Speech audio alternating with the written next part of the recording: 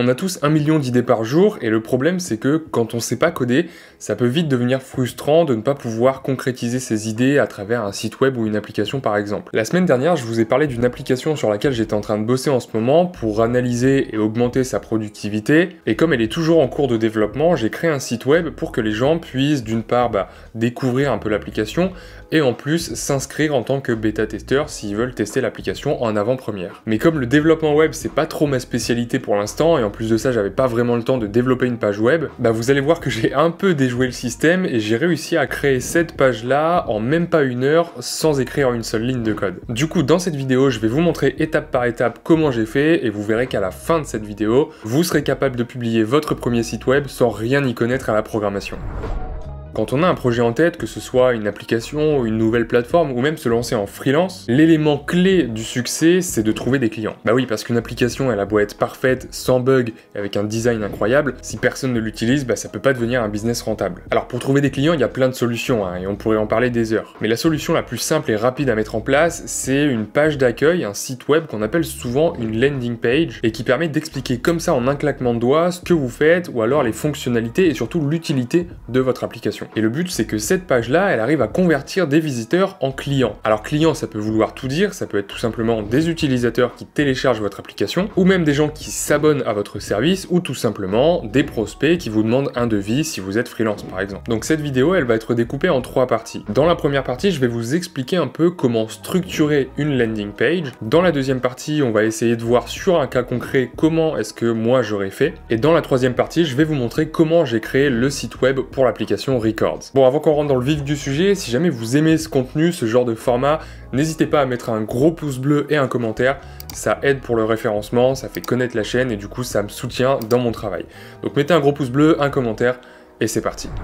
Donc comme on le disait en introduction, une landing page c'est quoi? C'est tout simplement une page d'accueil sur laquelle atterrit du coup le visiteur et qui a un seul but, convertir le visiteur en client. Et sur cette page là, il faut qu'en un claquement de doigts, le visiteur comprenne la proposition de valeur. Donc si vous êtes en train de créer une application, ça va être en quoi l'application va être utile aux visiteurs, et si vous êtes freelance, c'est plutôt pourquoi le visiteur devrait vous embaucher vous en tant que développeur ou photographe, peu importe. Donc pour ça, il faut être hyper efficace et impactant dans la structure de la page, et vous allez voir qu'on peut pas faire n'importe quoi. Alors dans un premier temps, on va définir les différentes parties de la page parce que c'est hyper important de mettre certains éléments dans un certain ordre. Alors déjà, il faut définir l'objectif de la page. Pour ma part, mon objectif, c'est de faire en sorte que les visiteurs s'inscrivent, donc donnent leur prénom et leur mail pour justement faire partie des bêta-testeurs de l'application. Une fois que ça c'est fait, le plan de la page doit être assez simple, efficace et surtout rester court. Alors en général, une landing page est décomposée en 3 parties. La première, c'est une accroche, ensuite c'est une description du produit,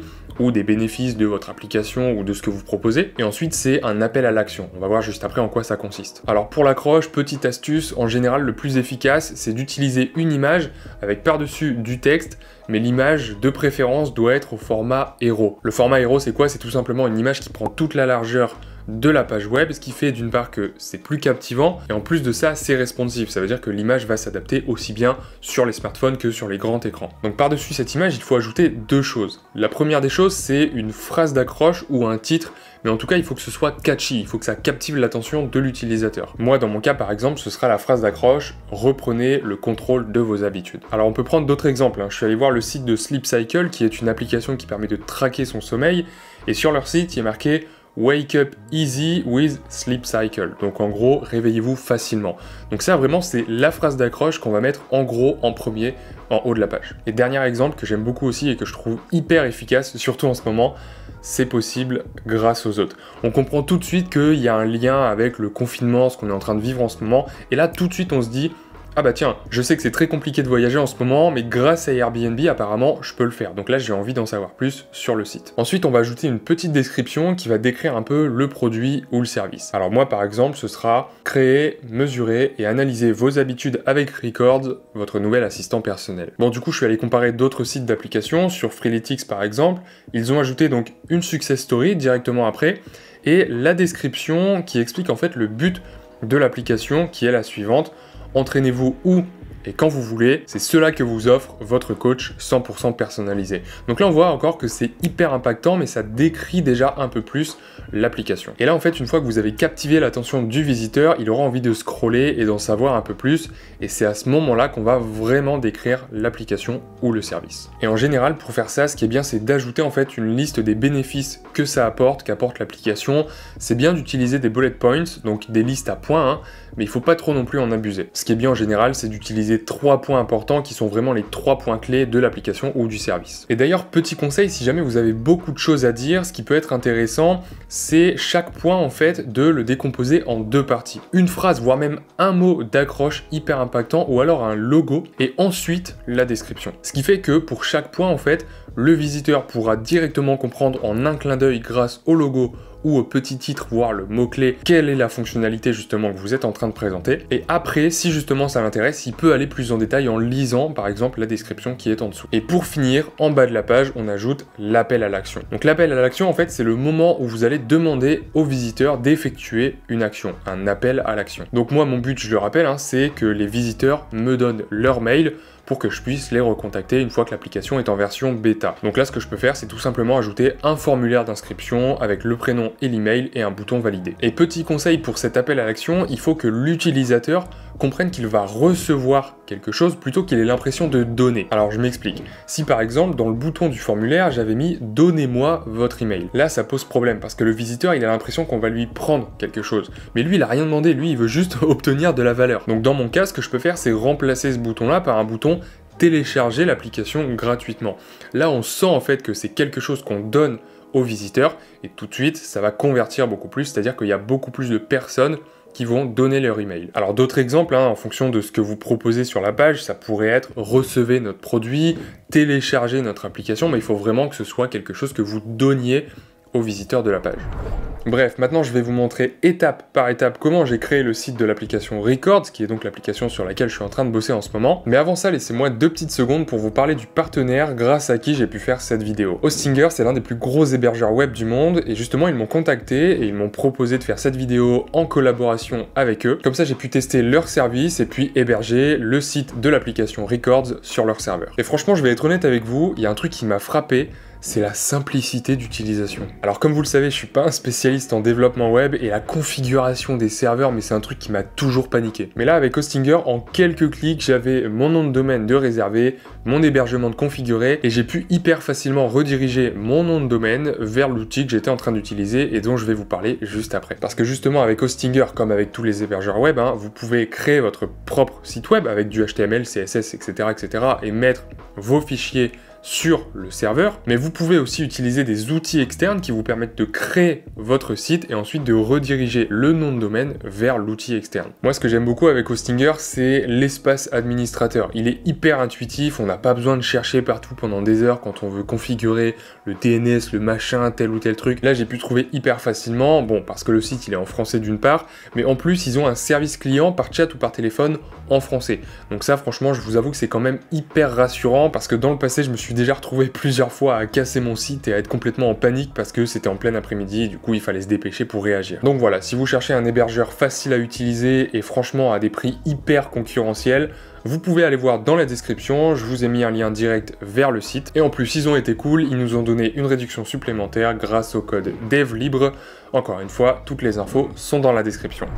Bon, maintenant qu'on a un peu l'idée de comment structurer une landing page, on va passer à un exemple concret avec la landing page que moi j'ai créée pour l'application Records. Ce que je fais dans un premier temps, c'est que je dessine un mock-up. Alors pour ceux qui savent pas ce que c'est un mock-up, bah premièrement, vous pouvez aller voir ma précédente vidéo.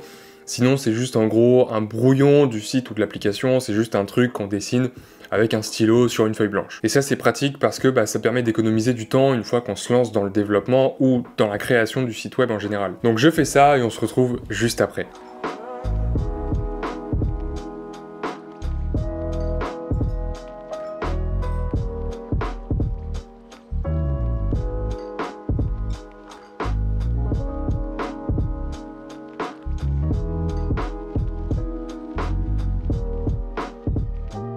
Donc voilà ce que j'ai pour l'instant. Déjà, dans un premier temps, on a la fameuse phrase d'accroche plus le texte court qui décrit un peu l'application. Ensuite, j'ai ajouté également un bientôt dispo sur l'App Store pour montrer d'une part que c'est dispo sur l'App Store, pour que les personnes justement qui vont s'inscrire en tant que bêta-testeur, ce soit des utilisateurs iOS. Et puis comme ça, en même temps, quand l'application sera disponible, on aura juste à cliquer dessus pour accéder directement à l'App Store. Ensuite, j'ai mis le logo plus le nom de l'appli à gauche. Ensuite, on a la description en 3 points, comme je le disais tout à l'heure, avec pour chaque point un mot percutant. Donc premièrement, on a créé ses habitudes. Ensuite, on a enregistré ses données.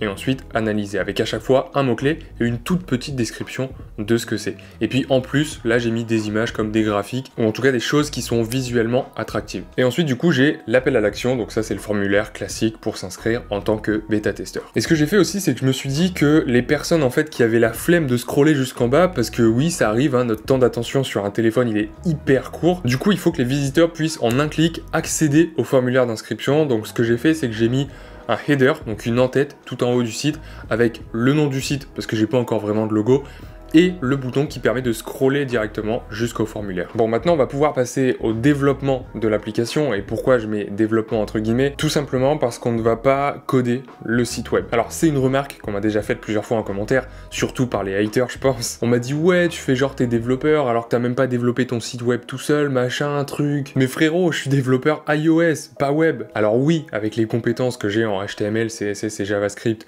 et les compétences en développement en général que j'ai, oui je pourrais créer un site. Mais d'une part, ça me prendrait beaucoup plus de temps et il y aurait beaucoup plus de bugs à corriger que si j'utilise un outil comme Podia que j'utilise actuellement pour stocker mes formations. Et ce qu'il faut comprendre, c'est que ces outils qu'on appelle généralement des outils no-code, qui permettent de créer une appli ou un site web sans écrire une seule ligne de code, ils sont hyper pratiques pour ceux qui ne savent pas coder, mais également pour ceux qui savent déjà coder. C'est un peu comme si t'allais à la plage le dimanche après-midi et que tu voulais construire un château de sable avec tes potes et que tu te ramenais avec une grue et du ciment. Ok, ça marcherait très bien, mais ça te prendrait plus que l'après-midi.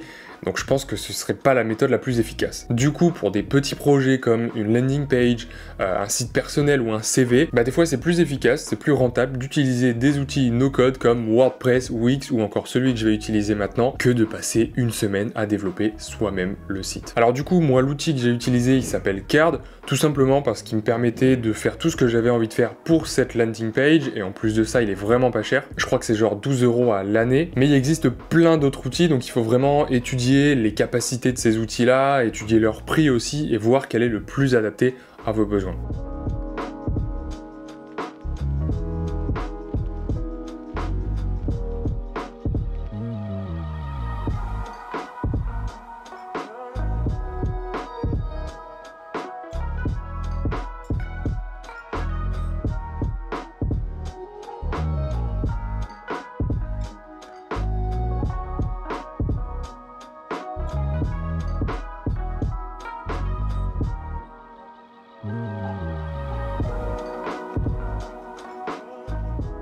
Donc voilà à quoi ça ressemble, je vous ai fait un peu un timelapse, parce que ça servait à rien non plus de faire un tuto sur Carrd. Donc outil hyper efficace, encore une fois, j'en fais pas forcément la promotion, il faut vraiment choisir un outil qui vous est adapté à vos besoins et à votre budget aussi. Donc ensuite ce que je fais, c'est que je vais dans ces paramètres ici, et on voit en fait sur Carrd que j'ai quelques paramètres à recopier dans les DNS du serveur sur Hostinger.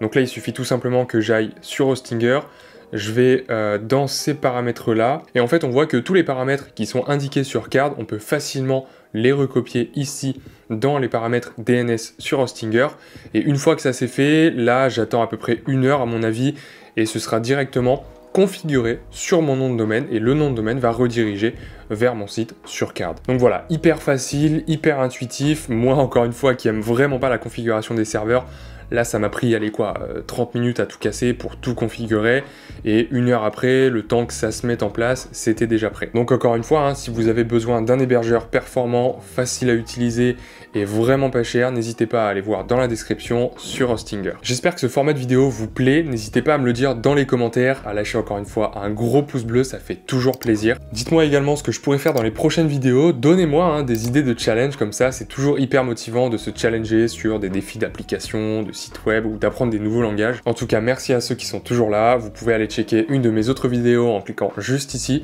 ou à vous abonner si c'est pas déjà fait en cliquant juste là. Sur ce, moi je vous souhaite une très belle semaine et on se dit à très bientôt pour une prochaine vidéo.